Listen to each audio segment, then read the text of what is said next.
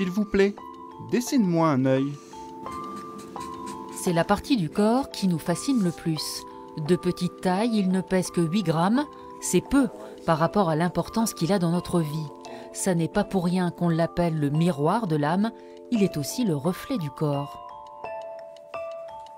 On peut voir beaucoup de choses. Il faut savoir que en faisant ce qu'on appelle le fond de l'œil, donc en regardant la rétine, on peut avoir une vision des vaisseaux et ça peut être un reflet de l'état de santé de la personne.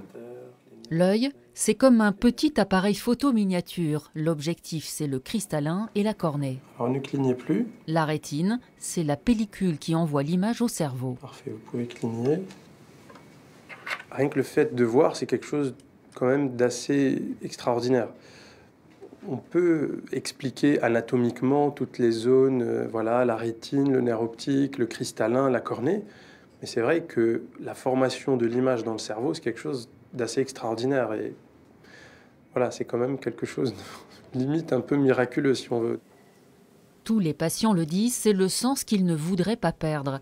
Certains n'iront que 3 fois dans leur vie chez l'ophtalmo, d'autres devront s'accommoder d'hypermétropie ou de myopie. Il y a des gens qui ne portent jamais de lunettes, sauf vers 45-50 ans, où c'est la presbytie qui commence.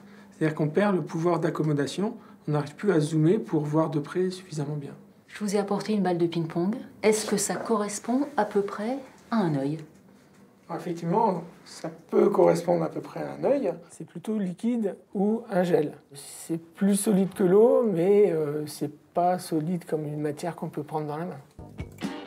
La couleur, elle, est héréditaire. Comme la peau, les yeux bleus des bébés se modifient avec la pigmentation. Et puis, il y a les particularités. Alors David Bowie, on dit qu'il a les yeux verrons. En fait, non, il a les yeux de même couleur, mais un œil qui a un traumatisme, avec une pupille élargie qui apparaît plus sombre. Et donc, c'est de là que vient la différence de couleur.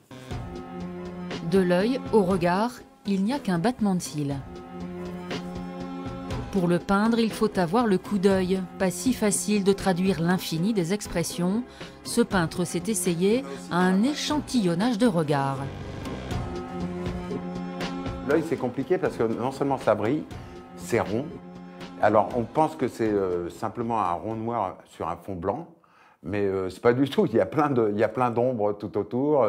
Par exemple, dans les commissures des yeux, c'est plus foncé. Près de la pupille, il y a toujours un petit éclat de lumière. Bon, c'est vraiment, il y a tout un tas de petits détails. Yeux perçants, absents, fracassants, les tableaux aussi semblent nous regarder. Par exemple, on prend ce regard-là, vous voyez, celui-là. Par exemple, ce serait plutôt un regard qui est plutôt intérieur. Hein, on n'a pas l'impression qu'elle nous regarde vraiment. Lui, par exemple, il nous regarde vraiment, mais on sent que c'est le poids du temps qui pèse sur son regard, quoi. Alors que lui, il nous regarde avec un regard plus interrogateur, inquisiteur, il nous regarde vraiment, quoi. À vue d'œil, l'interprétation est assez juste. Bon, alors voilà, madame. La prochaine fois, on vous parlera du 3e œil situé, paraît-il, en chacun de nous.